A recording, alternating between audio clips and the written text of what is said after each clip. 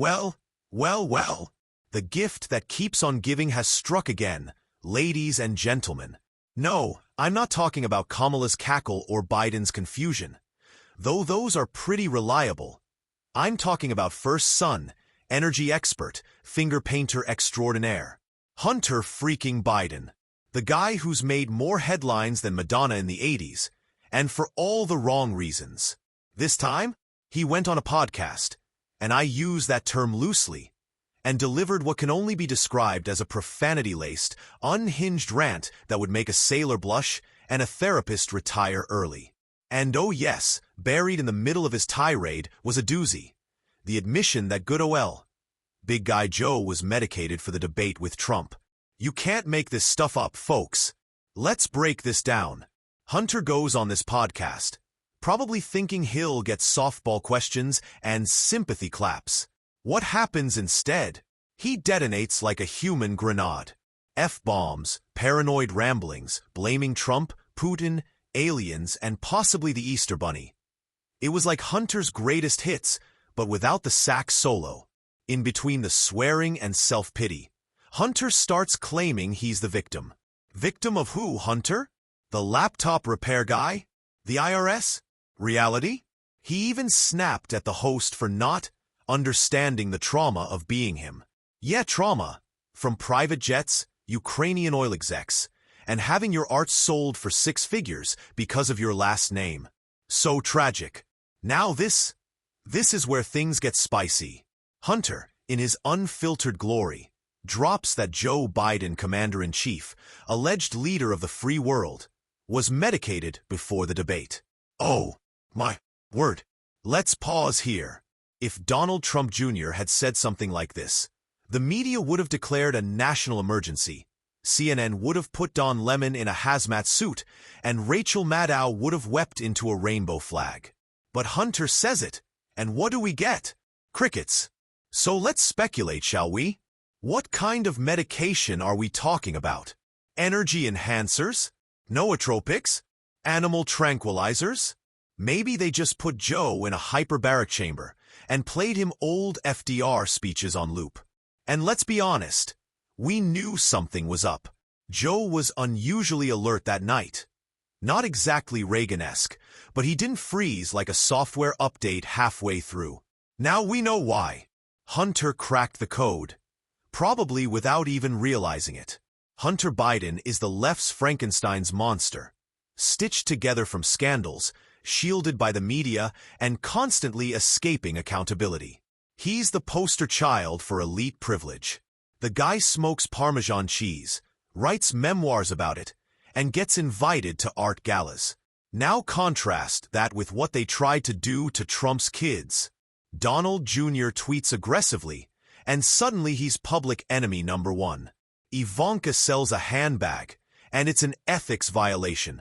Meanwhile, Hunter Biden's laptop had everything except a treasure map, and possibly that too. And the media covered it up like it was the Ark of the Covenant. Oh, it's time. Time to dust off the scroll and take a trip down Hunter memory lane. The laptop from hell. Remember this? A laptop left at a Delaware repair shop, full of emails, contracts, incriminating photos, and enough sketchy footage to make Netflix call the cops. Burisma, the Ukrainian energy company that paid Hunter, who knows nothing about energy, up to $83,000 a month. That's more than most people make in a year, folks. For what? A last name and access to Joe. The Chinese business dealings. 10% for the big guy? That phrase is gonna haunt the Biden family for decades. Unless they bury it with a mountain of bureaucracy, which they're trying. The gun and the hallucinogens. Hunter illegally bought a gun while high, lied on the federal form, and his girlfriend threw it in a dumpster next to a school. Anyone else would be in prison before the ink dried. Hunter? Nada. The art scam. I mean, gallery sales. Hunter's art, finger paintings that look like colorblind Rorschach tests, are selling for $500,000. Who's buying them? No one knows. Total mystery. Couldn't be people buying influence. This latest meltdown isn't just about Hunter. It's a reflection of how desperate, disorganized, and delusional the Democratic Party has become. They can't hide him anymore. He's like a fire alarm that goes off every time you try to make brunch. Every time they try to reset the Biden image, Hunter blows it up. And now, he's outing his own father as a chemically enhanced puppet during presidential debates. Imagine the Democratic war room right now. They're trying to spin this. Some staffer is probably saying, maybe the meds were organic. Maybe they were homeopathic. Others are just crying quietly into their copy of rules for radicals. The Democrat bench is weak, folks. Joe is their best option. Joe. Kamala's approval rating is somewhere below root canal surgery.